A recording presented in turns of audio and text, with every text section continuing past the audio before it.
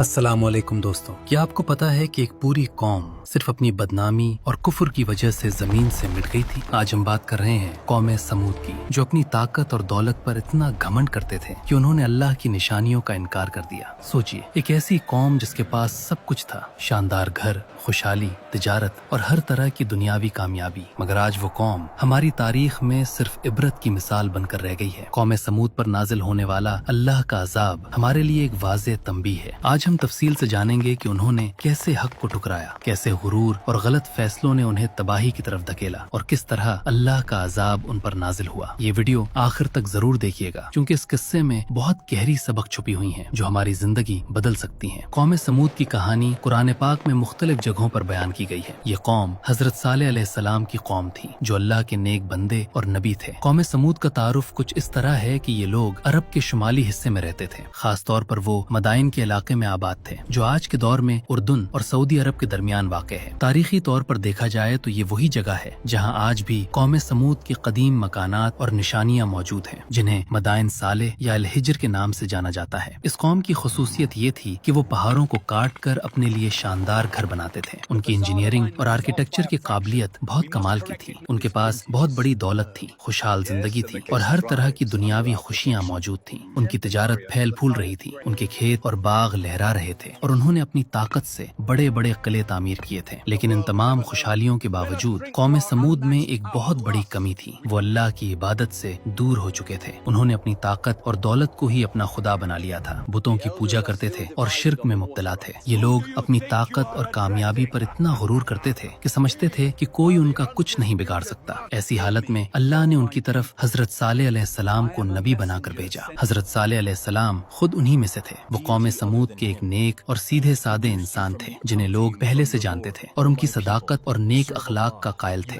हजरत सालेह अलैहिस्सलाम का पैगाम बहुत साफ और सीधा था। उन्होंने अपनी कौम से कहा कि सिर्फ एक अल्लाह की इबादत करो, शिर्क से बाज आओ, बुतों को छोड़ दो और नेक और सच्चा रास्ता अपनाओ। उन्होंने अपनी कौम को समझाया कि ये सारी खुशहाली और दौलत जो तुम्हारे पास है, ये सब अल्लाह की अता है। अल्लाह ने ही तुम्हें ये काबिलियत दी है कि तुम पहाड़ों को काट कर घर बना सको, और अल्लाह ने ही तुम्हें ये ताकत अता की है। तो फिर तुम अल्लाह को छोड़कर उन पत्थरों और लकीरों की इबादत क्यों कर रहे हो? हजरत सालेह अलैहिस्सलाम ने अपनी कौम को वाज़े अल्फाज में कहा कि अगर तुम अल्लाह के हुक्म को नहीं मानोगे, अगर तुम शिर्क से बाज नहीं आओगे, तो अल्लाह का अजाब तुम पर जरूर आएगा। उन्होंने अपनी कौम को बार बार समझाया, नसीहत की और अल्लाह की तरफ बुलाया। कौम समूद ने जब हजरत सालेह अलैहिस्सलाम की बात नहीं मानी, तो उन्होंने अपने नबी से कहा कि अगर तुम सचमुच अल्लाह के नबी हो तो हमें कोई मोजज़ा दिखाओ, हमें कोई ऐसी निशानी चाहिए जो साबित करे कि तुम्हारा दावा सही है। ये तब की बात है जब लोगों ने खुद हजरत सालेह अलैहिस्सलाम से तकाजा किया कि एक खास मोजज़ा दिखाया जाए। उन्होंने कहा कि इस पहाड़ से एक ऊँटनी निकालो जो खास सिफात वाली हो। वो ऊँटनी बड़ी हो, खूबसूरत हो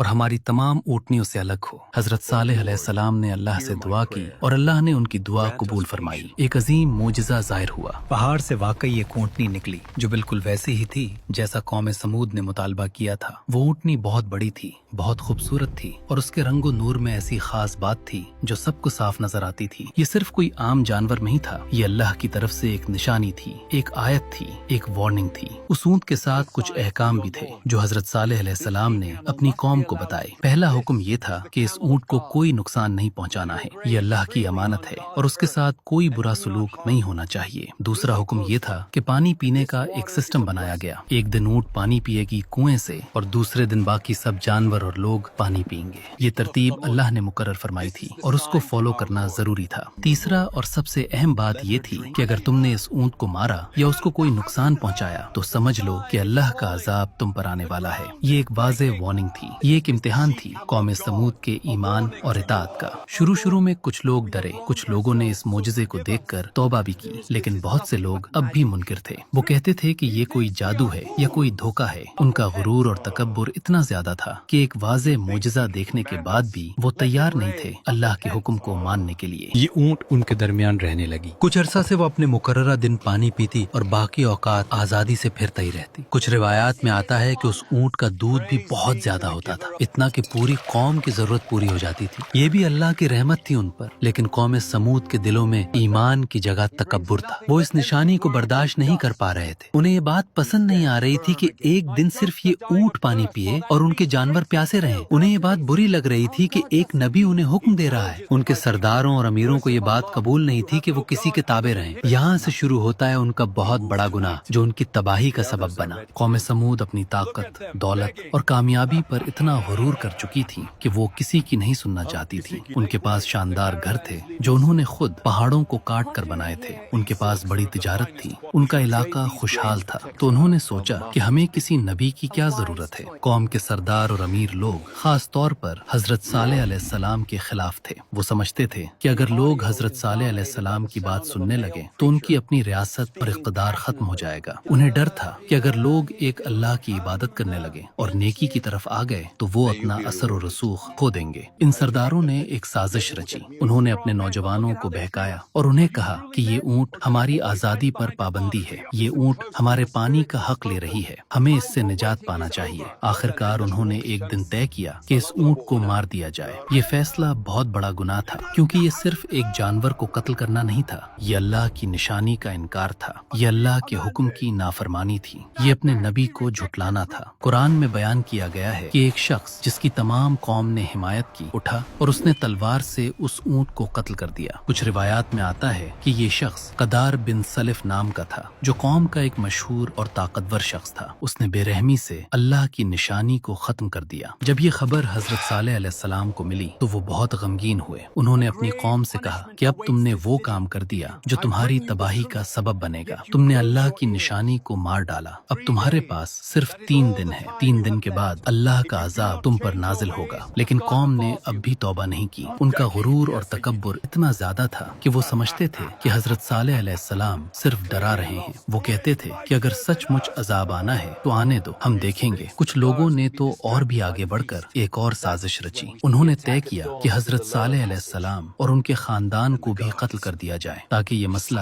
ہمیشہ کے لیے ختم ہو جائے۔ یہ بہت بڑا ظلم اور کفر تھا۔ قرآن میں فرمایا گیا کہ 9 افراد تھے جو خاص طور پر فساد پھیلانے والے تھے اور زمین میں اصلاح نہیں کرتے تھے۔ ان لوگوں نے آپس میں قسم کھا کر طے کیا کہ ہم رات کو حضرت صالح اور ان کے خاندان پر حملہ کریں گے، پھر ہم ان کے وارثوں سے کہہ دیں گے کہ ہمیں نہیں پتا کہ یہ کیسے ہوا، لیکن اللہ سب کچھ دیکھ رہا تھا۔ اللہ ان کی ہر سازش سے واقف تھا اور اب وقت آ چکا تھا کہ اللہ اپنا فیصلہ نافذ کرے۔ حضرت صالح علیہ السلام نے اپنی قوم کو آخری بار خبردار کیا۔ انہوں نے کہا کہ تمہارے پاس 3 دن ہے۔ پہلے دن تمہارے چہرے زرد ہو جائیں گے، دوسرے دن سرخ ہو جائیں گے، تیسرے دن سیاہ ہو جائیں گے اور چوتھے دن صبح اللہ کا عذاب تم پر نازل ہوگا۔ بالکل ایسا ہی ہوا جیسا حضرت صالح علیہ السلام نے کہا تھا۔ پہلے دن تمام لوگوں کے چہرے زرد پڑ گئے۔ یہ دیکھ کر کچھ لوگ گھبرا گئے، لیکن پھر بھی انہوں نے توبہ نہیں کی۔ دوسرے دن چہرے سرخ ہو گئے۔ اب تو ڈر کا ماحول تھا، لیکن پھر بھی وہ اپنی ضد پر قائم رہے۔ تیسرے دن جب سب کے چہرے سیاہ ہو گئے تو سمجھ آ گیا کہ اب بچنا ناممکن ہے۔ چوتھے دن صبح جب سورج نکلا تو ایک دہشتناک آواز آئی۔ یہ ایسی خوفناک آواز تھی کہ سب نے سنا۔ ایک زبردست زلزلہ آیا۔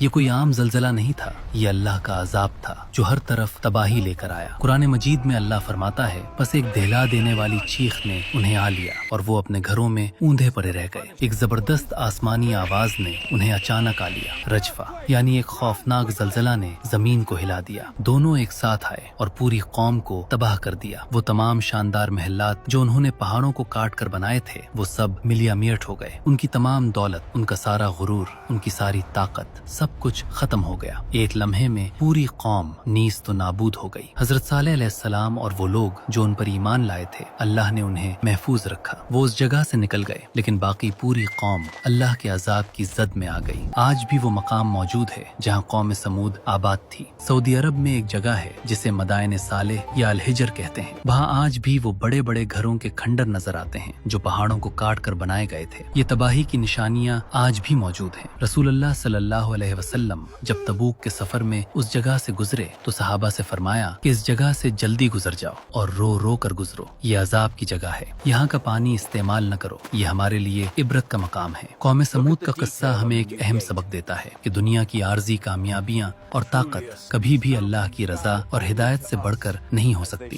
ان کی تباہی اس بات کی واضح نشانی ہے کہ جب انسان اپنی غرور و تکبر میں اتنا محو ہو جائے کہ अल्लाह की निशानियों को इनकार कर दे तो उसके लिए कोई पनाह नहीं बचती। हजरत सालेह अलैहिस्सलाम की पेशगोइयां बिल्कुल सच साबित हुई और कौम समूद ने अपनी जिद और सरकशी के बायस तबाही को गले लगा लिया। यह किस्सा हमें बताता है कि इंसान की ताकत और दौलत वक्ती होती है और जब तक वो अल्लाह के अहकाम की पैरवी नहीं करता वो अपने अंजाम से नहीं बच सकता। हम सबको इस कहानी से इबरत लेकर अपनी जिंदगियों में अल्लाह की हिदायत को अहमियत देनी चाहिए ताकि हम भी इसी फरेब में ना आए जिसमें कौम समूद मुब्तला हुई। अल्लाह की रजा ही असल कामयाबी है और जो उसकी राह पर चलता है वो कभी हलाकत में नहीं पड़ता।